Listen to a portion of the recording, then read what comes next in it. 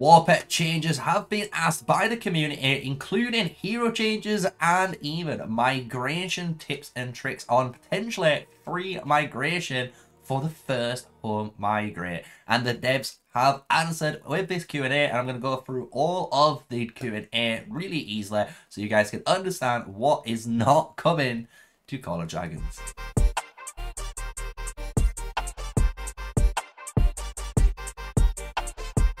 Hello everyone, yeah, smash like, comment and subscribe for more daily videos with me, MrSneakyy, the one and only, and we're here in the main game like always, and we're covering the current dev feedback of May, and we're going to go straight into the first one that is discussing stopping resets of heroes, and this is going to be a change coming, it looks like, to Call of Dragons. So if you are more of a Rise of Kingdoms player and you know of this, you will understand what this means. We are stepping into that era where this game is losing all of its identity, right, as Call of Dragons, and is just becoming a reskinned of Rise of Kingdoms. So what this means is in the future, that's coming potentially in the patch that comes with Home Kingdoms, we'll soon find out soon with more information on its way. But it means your heroes won't reset anymore. You're going to keep able to leveling up these heroes, and every season always have the highest level heroes from the get-go, right? So that's going to be one interesting change to come to the game. And this also does mean, hopefully, when they implement this change, they implement the one change that we've been waiting for the longest time, and that is the skill lock system, right? Obviously here I have awakened my Syndreon, but when we are looking at certain heroes like my Kanara, I would obviously really like to kind of finish off this second skill, so it's 5-5, and then kind of try to lock in this fourth skill if possible, to try and obviously roll the better, you know, stats in my eyes to get more of a counter-attack based Archmarch. But it'd be really nice to see this change implemented too, so hopefully in the latest patch, when they add in the no more resets on heroes, they also add in the new skill lock feature. That would be a very good W in their eyes, and I think a lot of the community would be happy about it. The next part I want to cover is to do with War Pets, right? War Pets was on the agenda. People were asking some very good questions, to be honest, about them, right? One being, is there going to be eventually a gathering War Pet, right? Because people have got gathering heroes and they would actually like, for some reason, a gathering War Pet that's going to obviously excel in increasing in their obviously gathering speed. But the devs obviously said this isn't going to be in motion anytime soon. However, they might consider it. They might make this something in maybe a year's time. Who knows? When this run out of ideas, they might make some gathering war pets. Who knows? But they also asked in this Q&A about the skill system. So there was obviously asks about when you release pets, right? So as you guys know, if you're going to release a pet in this game, obviously the skills are always random on which one you're going to get back, but you will always get one skill back. There's a way or a trick, as you should know from my guide and other content creators that have covered it, that you can try and get specific, you know, skills if you equip a higher tier skill to that pet and make it so it only has one of two options, so it has a 50-50 chance, and it will roll better in here. But a lot of players, including myself, technically doesn't like doing that, right? It's a cool trick which we do obviously use all the time, but you gotta think, that's wasting still a 1-star skill, which is coins, and just a skill in general that a player, a free-to-play player or a low spender could have been using, right? So it's annoying that there's this weird workaround that does cost the player in order to get their skills. And as you can imagine, the devs' reply was pretty simple. No, they're not going to do this. They prefer their system in place, keeping it as RNG as possible, while trying to be as fair as they claim to be. So those are the two war pet changes. There's nothing really coming in the eyes of the devs Q&A, so I do apologize for any of the war pet love, but it's not getting anything at the moment. So let's go into the next points. So the next one we're going to go over is to do with the home kingdoms and migration process. So a lot of you asked, is there going to be the ability for players for the very first time, since this is a new system getting introduced? Obviously this could not work. Obviously it has its pros and cons, and maybe it doesn't run smoothly, right? And the players asked, are they going to get one free migration? Meaning, are they going to be allowed to migrate to this home kingdom of their choices for free for the first time? And as you can imagine, the dev said no.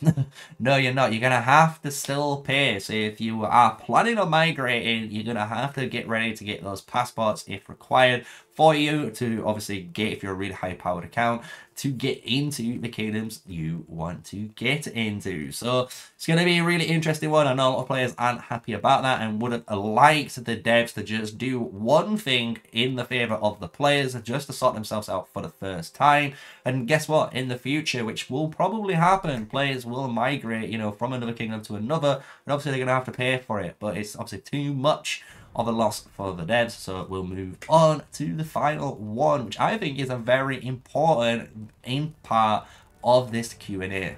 So the one really good part actually about this Q&A that we found a little bit of insight on is they are planning on balancing the flying units. More importantly, there was obviously the Wyvern Riders. So we do know these Wyvern Riders are gonna get buffed soon, so who knows how good they're gonna be. However, at the same time, the comment does state there is a clear imbalance in the flying units. So what could happen is the Wyvern Rider here could get buffed, and what also could happen is the Celestial units. This unit could see a stat nerf because it makes no sense to a lot of players, and they're kind of in agreement that a flying-based Mage March has better overall stats compared to the standard Mage March. And we can just kind of showcase this in game. When we go over to the building, you can hit the I button and you can see 251 attack,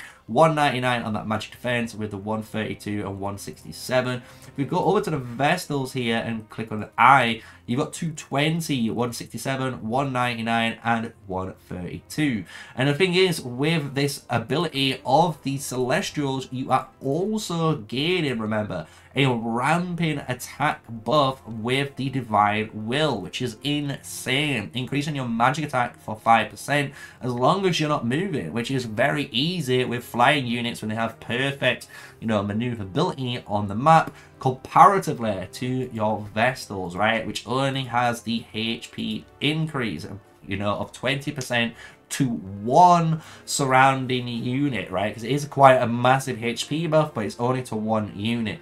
So you can see why there's a clear imbalance of the units, and I finally am quite happy to hear that the devs are addressing it. So let's see what's going to happen, right? Maybe certain units are going to have different stats, like higher or lower stats compared to others, which would mean your faction could potentially mean a lot more. Meaning, at the moment, people pick their faction basically on, you know, this flying unit, or if you're a free-to-play player, on, you know, your main character, unless you're, you know, a big spender. The big spenders generally go for the Wilderburg unit just because of the cool effects of like the spearmen and the sheer just attack bonus that they get.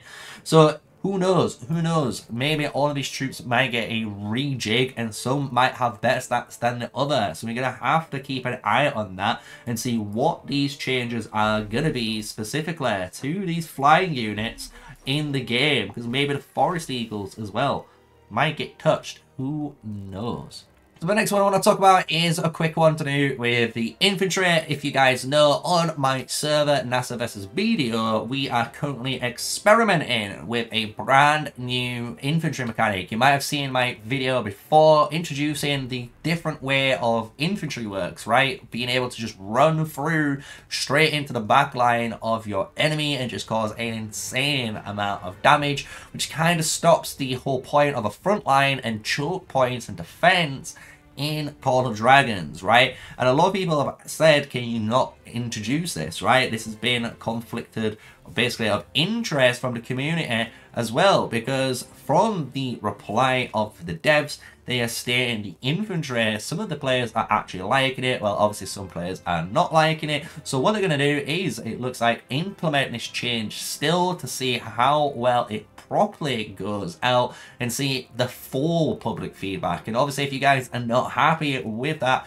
obviously you need to shout out and obviously make them change it or revert it back, or potentially just adapt it to a better strategy, right? Because I do believe if there's no infantry in front, obviously the infantry unit should be allowed to have free reign, but if there's an infantry unit in front, I think both should still intercept each other. It should be a hard block, and it should be a stop mechanic, right? Because that's what they designed to do, go and clash against each other. So that is one quick change that has also been mentioned in the dev feedback.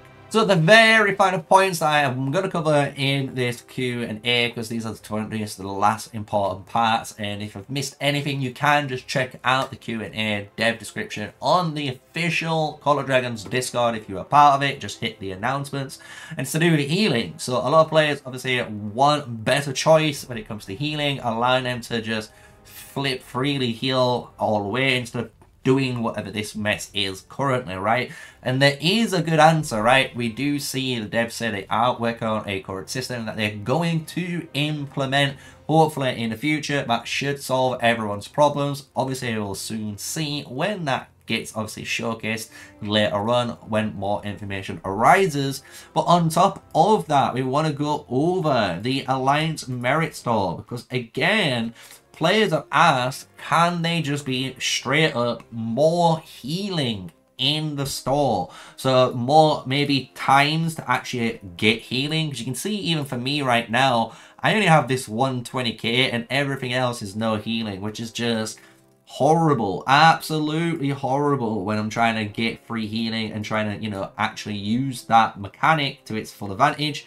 However, there is no plans. There's no plans for the devs implementing any sort of changes here for that. So if you are hoping to see more healing in your store, unfortunately that is not going to come. So it is going to be one of them where they are trying, I think, to slowly kill out free healing and just make resource healing the superior one, and again lean towards more of that Rise of Kingdoms healing and gameplay style. So that's pretty much it, guys. That is going to be the Q&A that I'm going to cover here. I've gone over all the little bits in their respective areas, as well as pops-ups of obviously the actual questions from the Q&A. So I hope you guys have enjoyed the brand new format of this. If you have, smash like, comment, and subscribe. My name is MrSneakyy. We're always here trying to bring you Call of Dragons content. And until the next one, stay safe, guys. Stay sneaky. Peace out.